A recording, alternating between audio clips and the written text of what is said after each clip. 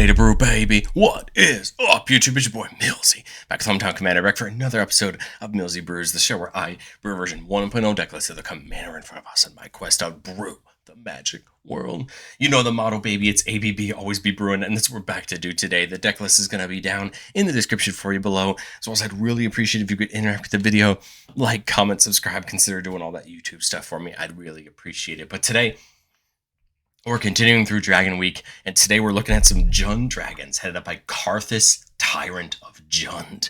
A 7-mana 7/7 flyer with haste. This is when it comes in, we gain control of all dragons, and then untap all dragons, and then all of the dragons we control have haste. Very interesting, right, in that it's a dragon in an interesting set of colors. A lot of our dragons being in red, right? We do have a good amount of dragons in both green and black as well, especially in combinations of them. So we do have access to a lot of different dragons in our three colors.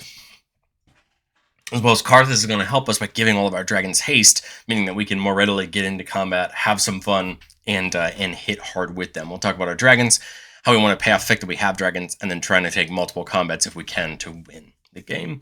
But I want to say a quick thank you to everyone who supports the channel. Thank you so much. If you're interested in seeing all of our videos early for just $1 a month, consider checking it out down below.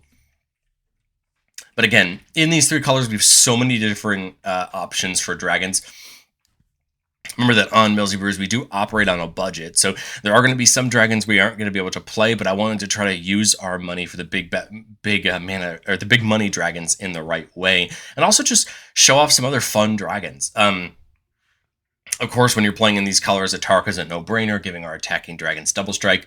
Bladewing the Risen, when it comes in, can bring a dragon permanent from our graveyard back to the battlefield, just allowing us to get a key dragon back. I thought things like Broodmate Tyrant, these were dragons printed along the way in these three colors, just seems like a ton of fun. A 7-mana 5/5 that comes in and makes a 5/5 as well. That, of course, with Karrthus is going to give both of them haste, and I think this pairs really well with dragons like Lathless that we'll talk about that make tokens when dragons come in, just allowing us to have more bodies that can attack this turn for each dragon we play. Of course, Gainax is a great dragon all across the board, making treasures whenever it or another dragon comes in. Again, very useful to keep funding our turns and keep our play style going. Of course, we do have the option to pay off treasures in Jund. We're just not doing it here, but we do have options in Jund to care about treasures if we wanted to. Gluttonous Hellkite seems like a ton of fun, a XX and Jund 3/3 that has each player sacrifice X creatures, and it comes in with 2 +1/+1 counters on it for each creature sacrificed this way. So it's potential to be pretty big. If we have a big board of dragons and some dragon tokens, we could even sacrifice them to make sure that Gluttonous Hellkite comes in as being absolutely huge and having flying and trample and hopefully haste with Karrthus to be a big threat. Goldlust Triad makes a treasure whenever it hits an opponent, and Pax Triad to potentially get up to 3 treasures in a turn, which is a really nice ability, especially with Karrthus giving it haste. Of course, you're going to see Goldspan in a lot of dragon lists just because it makes a treasure every time it attacks and allows all of our treasures to sack for 2 mana instead of 1. You're seeing so many dragons care about treasures more and more these days, so of course Goldspan makes a ton of sense. Kolaghan is a dragon that has a lot of upside, honestly. It's a 4/5 for 5 that can be dashed in with haste if we wanted to. It comes back to our hand if we do it, but could get it in and get it moving on the turn where we need it to. But its key ability is whenever a dragon attacks, all of our creatures get +1/+0 until end of turn. So 5 dragon attacks gives out +5/+0 to all of our creatures, making them even bigger and potentially just warping combat towards us in the right scenarios. There's Lathless that we talked about before, making a 5/5 dragon token whenever a non-token dragon enters. And again, because Karrthus can give them haste, that means just another body's coming in with every dragon that we're playing, allowing us to hopefully get into combat even quicker, right, and getting some damage in on our opponents. One of the big money dragons we are paying for is old Gnawbone, because again, Gnawbone really pays us off so well, giving us treasures for each damage a creature we control would deal to an opponent in combat. Those treasures are not going to take very long to just warp the game in our favor, allowing us to spend a lot of mana going down so many lanes of taking advantage, whether it be playing more dragons, getting extra combats. Gnawbone is just very good at what it does, and it feels like a great dragon to use some of our budget for. Scavenger Regent, the new one, I like a ton. On the Omen side, you basically have kind of a copy of Crux of Fate, except it's more like Toxic Deluge mixed with Crux of Fate, right? Giving each non-dragon creature -X/-X. And then on its regular side, it's just a 4-mana 4/4 that's a little bit hard to target. Again, I don't think we mind opening this multiple times just to wipe the board, right? And use it for that. So it's kind of one of those fun dragons where we look at it mostly for its sorcery side, but its regular side ain't bad if we need it. Scourge of the Throne. Whenever it attacks for the first time each turn, if it attacks the player with the most life or tie for the most life, we just untap all our creatures and get another combat. This is a huge ability because at the right times, that second combat could be enough to really put a damper on the board, if not knock the game out completely at the right time. And so it's really useful to have these extra combats on our dragons. Scourge of Valkus is one of 2 abilities like it in our deck. Whenever it or another dragon comes in, that dragon deals X to any target, where X is the number of dragons we control. Again, we have things that make tokens and things like that when dragons come in, so this number is going to get bigger and bigger, doling out damage to either players or other permanents as we see fit. Tear the Peaks is kind of similar to that, except it's going to deal damage whenever a creature comes in. The difference, though, is it's going to deal damage equal to that creature's power to any target. Again, doling out that damage as our dragons come in, and softening our opponent's life totals up, right? So we can get into combat and make it a real problem. Thunderman Dragon is going to let us cast dragons off the top of our library as long as they're power 4 or greater, and they get haste if we cast them this way. I love the idea of just extending our hand, knowing what's on top, and being able to cast those dragons off the top to come in and do some real harm. And then here's a slide of just Jund dragons that we can take advantage of in our deck. Vevictus Asmadi says whenever it attacks for each player, we choose a target permanent they control and they sacrifice them. And for everybody who sacrifices them, they reveal the top card of their library and puts it on the battlefield if it's a permanent. It's just a really fun ability. You run the risk, right, of having somebody just chaos theirself into a way better permanent than you had them sacrifice. But I think at the right times, you can take advantage of some really interesting things and just removing some things. And I think sometimes if the permanent's good enough, you don't care what they hit instead, right? The point is you're taking out something key. This can also, right, pick something like a treasure for us and potentially run the risk of flipping another dragon or another land, right? Westatora, whenever it deals damage to a player, that player sacks a creature. If they can't, we get to make a dragon token, which is nice. I mean, sacking the creature is nice to begin with, but hey, getting the dragon could be pretty cool too, just have another one laying around.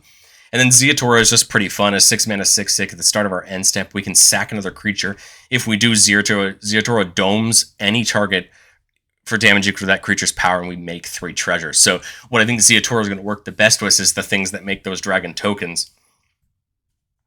Slamming their damage out, getting more treasures, allowing us to have more value, or just taking a big dragon and slinging at somebody to knock somebody out or get rid of a key creature or something like that at the right time. But of course, we have a bunch of dragons lying around, so we can care about the dragons in a bunch of different ways. Invasion of Tarkir is a really fun card. On the front side, you can sling out some damage, and once we defeat the battle and flip it over, it allows our dragons to deal out damage anytime they attack, just allowing us, again, to ping out that damage.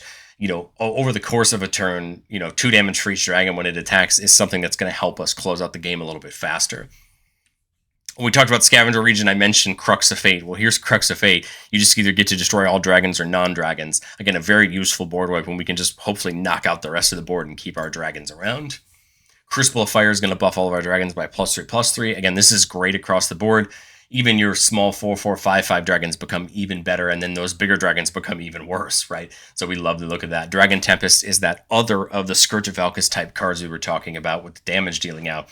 But Dragon Tempest is a lot better because it gives all of our creatures that come in with flying haste. So obviously we can get this, if we get this in the early game down before Karrthus, we're at least having our dragons come in with haste and they can start attacking, right? Getting real value.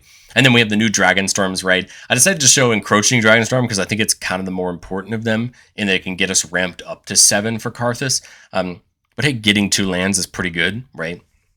Getting ourselves up the chain, getting ourselves more mana so we can play multiple dragons per turn, and then the Dragon Storm, right, bounces back to our hand anytime a dragon comes in, so we can continue to replay it. But like a couple of the other dragon decks we talked about this week, I love Aggravated Assault, and especially when you have dragons that make mana on attack or make tokens or treasure on attack. Aggravated Assault's a great way to potentially end a game. For 5 mana, you just get another combat. So as long as you can produce enough mana per combat to make this viable. I'd say if you can produce at least 3 treasures for combat, with your lands, you might be able to just use Aggravated Assault to take enough combats to make the game matter. You have to remember that we don't need to plan to take 4 or 5 combats probably most of the time. If we have 4 or 5 dragons out, it's really only going to take 2 or 3 combats probably most of the time to make it really effective, as we're dealing out dragons and we have other dragons, right, that affect how much damage is dealt. Reaver Cleaver can help. You put it on a creature and it makes tokens equal to the amount of damage dealt to an opponent. So that's another way to do it. And then you have like Savage Ventmaul that just adds 6 mana every time it attacks, and you don't lose that mana as steps and phases end. Well, then, you just go to main 2, use it on the Aggravated Assault, another combat, go to main 3, right? Because Ag Assault gives you another main phase, and just keep that process going with Savage Ventmaul to always give you those combats. There's a lot of ways you can do this. There's other cards like Sword of Feast of Famine or Bear Umbra that can allow you to continue to untap your lands and get enough mana for this. But this is a core that you can work into your deck to give you that upside, right, to help finish games in combat. But I've said it before on the show, and I'll say it again. No deck's ever complete.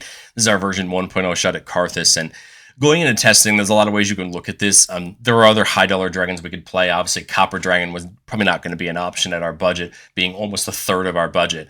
But it's a great dragon, making you treasures whenever you hit a player. Works really well with that Ag Assault line to hopefully just fund infinite combats for you. Twin Flame Tyrant's going to double up the damage. One of our sources would, and all of our sources would deal with an opponent or permanents they control. Great for our dragons attacking, right? Hitting even harder, meaning there's less combats we need to do to make it happen. I really went back and forth on Dracogenesis. I love the idea of the card. The turns where the games where you see it and you can get it down, you're just going to go ham with dragons. But I think there's going to be those games where you don't see it. I know that's your explanation of pretty much every card in our deck in Commander. But I think Dracogenesis makes a ton of sense. I just wanted to show off some different dragons instead. But I think Dracogenesis is more than viable. And since Karrthus gives them all haste, it feels right to me like a no-brainer. But these would be the 3 cards specifically I'd be looking at and testing. These 2 because of the budget, and this one just because of that. Because of that other reasoning. But let's get into our playtest. Remember, the goal of playtest on our channel is not to find Magical Christmas Land. It's not to make all of our best plays, but it's to get in some game scenarios and understand how are we going to set up our board state and what are we looking for. Here we're keeping a 4-land with a Dragonlord Serpent, going to reduce all of our dragons by 1. Rhythm of the Wild's kind of fun. It stops our dragons from being countered, which is great, and then gives all non-token dragons that come in either a counter or haste. Obviously, once Karrthus is down, we can just give them the counters. But it's good to have other haste options before Karrthus comes out, and then there's a Tarka. So I think we're just leading towards the Serpent here the Servant here turn 1, just to make everything a little bit cheaper. Here in turn 3, we could cast a 4-mana dragon, but obviously we don't have that, so I think we'll just play Rhythm of the Wild. There is Sarkhan. Sarkhan actually presents a nice option here.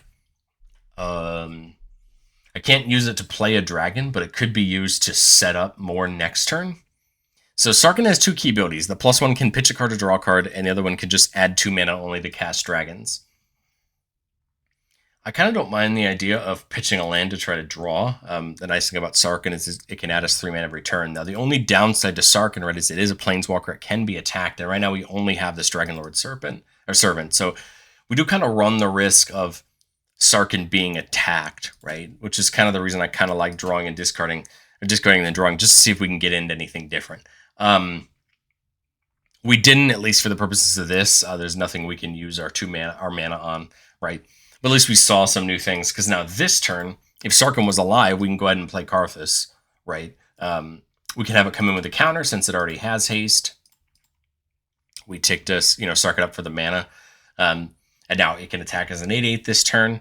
And now, right, Sarkhan, of course, if it sticks around, is great. We're going to continue just to get big value from it. But, there's probably a world where Sarkhan's going to be a threat at some point. Hopefully we just have the flying blockers back to protect it. Here with 8 mana for 6 mana regular mana, 2 mana only for dragons, and our dragons costing 1 less. I don't see a world where we can get multiple dragons out this turn. Because Bloomrine region would be 4, Storm Scale would be 5, so that's 9. We're just 1 mana off, right?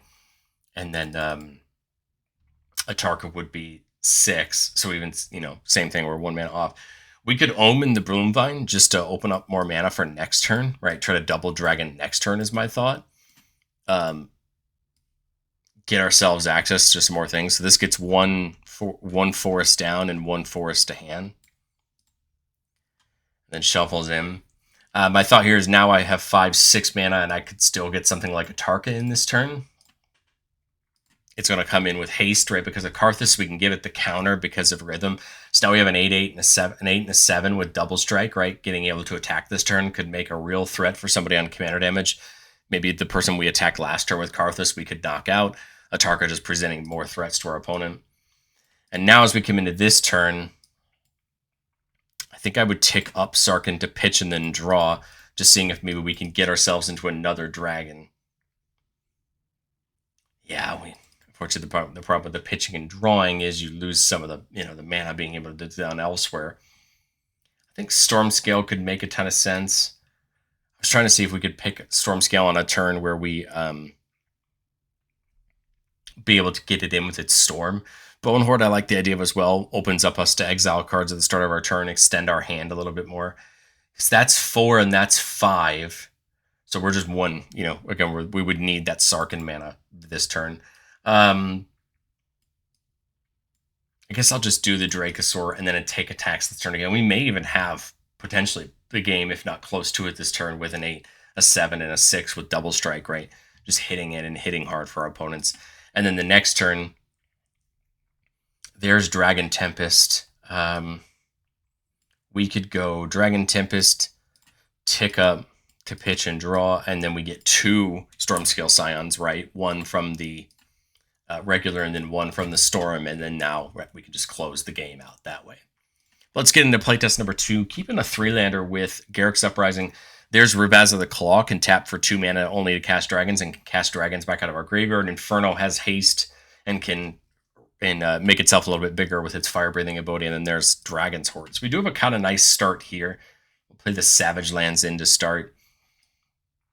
We've got a couple different lines to get up to Karrthus, so we've got some good options. Here we'll play Rivaz. This turn, Smoldering Marsh comes in on tap because we have 2 or more basics. So we're looking at 6 mana for dragons. If I go Dragon's Horde, I'd be at 4 mana. So I could still play something like Parahet. Because I think we still want to get some value in. Like, that's my thought there. This will get a counter because the dragon came in. Again, it doesn't have haste, but that's a-okay. Now we have 7 mana between Rivaz, the Horde, and our 4 lands. So now we're at the perfect time to get in Karrthus. Right. Now we can attack this turn. Parafit can destroy something or deal 4 damage across or exile the top card of our library. We don't really want to do that this turn because we can't play it if we do. But it's a good option for a future turn if we want to leave some mana up and see maybe what Parafet can get us. It's what makes it such an interesting card, is getting access to that thing off the top.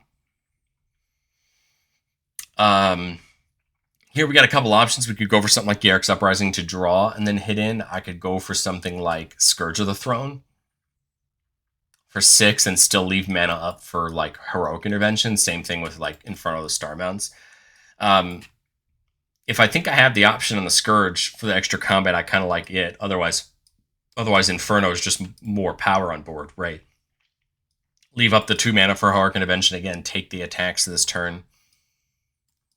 And then this turn, same thing, 8 mana. 2 of it can only be used for dragons. I think it's just the Scourge again. I guess we could try the draw on Garruk's Uprising. The only problem with that is if we don't hit a dragon, then we're feeling kind of dumb, right? But I think it's just probably the Scourge again. Or you can attack with the Parafit and see what it hits off the top and wait. But I think just the Scourge coming in for another attacker could make sense. I mean, we're going to end up being hit. There's no way we're going to attack with dragons and not get hit back. Hopefully that puts us to the lowest so that Scourge of the Throne can get us into their combat. But I think still we're presenting good threats on that one, and we're working along pretty darn well.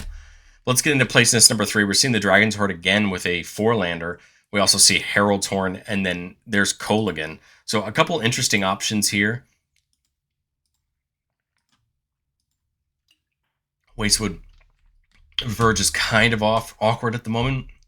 It's going to only get us a green for a little bit, but it doesn't matter because we have a couple of lands that can do something. I mean, I can't do anything on turn 1, so let's just get something in 2 turn. We're just 1 turn away from either of our 3 mana plays, which I think probably feel right. We see Vivictus, we see Stormscale Dragon, we see that Broodmade Tyrant, so we got lots of dragons coming on the way. I'll get the Dragon Sword down. I guess there's also a world where we go Herald's Horn instead to get some more cards off the top, but here at 5 mana, I kind of like just getting Kolaghan in. We don't have to dash it in if we don't want to, right? We can still get good value from it.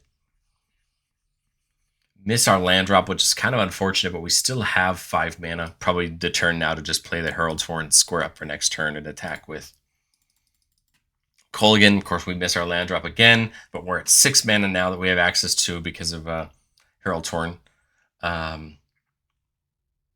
Vivictus could be good for a future turn, so could the Scourge. I mean, there's a lot of good options here. We'll just get Vivictus in, attack with that. Now we'll do the Herald Sprightly, so we would get Parafet, and then we would draw. And of course we missed the dang thing again. I guess we do have Dragon's Sword to draw. If I do that, though, I'm really limiting myself on what I could play this turn. Because if I tap the Dragon's Sword to draw, I can only play a 5-mana dragon, which would be basically Parafet at this point. But I think we kind of need to. We've missed enough land draws that... I was going to say, we missed enough land draws that we need to. But at least we can play Gainax here to get the treasure, right? Start setting up for next turn. These two can attack. Vivictus could go after the treasure if we wanted to, just to see what happens. It would give us a Ziatora, which isn't a bad choice at all. That's another dragon. And we could fling something to make some treasures if we want to. But at minimum, right, that just gives us another treasure off of Gainax. And then that would be the Herald's Horn, so that would be our draw for turn. Now we're looking at 7 for Karrthus. Or does it make more sense just to go for something like a Tarka? Right, get the more attack power this turn off of something like a Tarka is my thought. Which makes us another treasure. We know these are going to have double strike. We'll have Vivictus get the treasure again. Goldspan's great. Now that treasure's acting for 2 mana, right? So now we got 4 mana headed up here. And again, all of them having double strike this turn means we're just hitting our opponents hard, right? Doubling up on that power. We could have Ziatora start slinging some dragons to get extra mana if we want to, right? Since now all those treasures tap for 2 because of Goldspan. We've now got nice mana up for like Terminate and Assassin's Trophy if we want to do it. Fortunately, we caught a little bit of a slow drag there in the middle, right, with missing those land drops. But it's going to happen, and it's good to still see what our deck can do on those lines that aren't exactly perfect. Let's go one more playtest, kind of hitting the opposite here. 5-lander with Rampant Growth and Balefire Dragon. So we can just start kind of working our way up there. I think here Rampant Growth. I'm kind of thinking for green, so we can get that Woodland Cemetery in. Untapped. Again, not much we can do quite yet. All of our dragons are pretty expensive. I think, unfortunately, we're going to end up kind of sitting here waiting for it. We could go ahead and crack this Maelstrom right now if we want to, just to go get a dragon of our choice. Could be something like Gainax. Let's start getting treasures. Could be something like Goldspan to play next turn to get the party started. I kind of think at this point we don't want to wait another turn for nothing. I think we're at that point where we've probably sat around and waited too long. That's something I like about Goldspan, is it can really just start, right, getting your mana up. Because now we can Goldspan this turn, right? Get that treasure, which now is 2 mana when it attacks. Now as we come back to our turn, we're 8 mana, right? And we're going to get more treasures this turn. If I Carnelian, that's a 6-mana dragon, which could be something like Ziatora, or I just play Karrthus. The only thing I like about the Carnelian route is just having more mana for next turn. If I just play Ziatora outright, it doesn't come in with haste, but we know we're going to get another treasure. That's why I kind of want to do this for Ziatora, giving it haste, right? Letting it at least attack this turn and getting us another treasure. Now in this turn, we're at 8 and 10 with the treasure. Love the idea of Terror of the Peaks. Atarka makes a ton of sense to start giving our dragons double strike, and it would get double strike because it would come in with haste, right? Get another treasure. Now we have mana open for the Heroic Intervention. And this is an example of a line where we didn't necessarily need Karrthus, although Karrthus can be really helpful. But if we go another turn, now we're at 9 mana, 13 with the treasures. I'm thinking Terror comes in. I don't think it needs to have haste. Balefire Dragon come in with haste.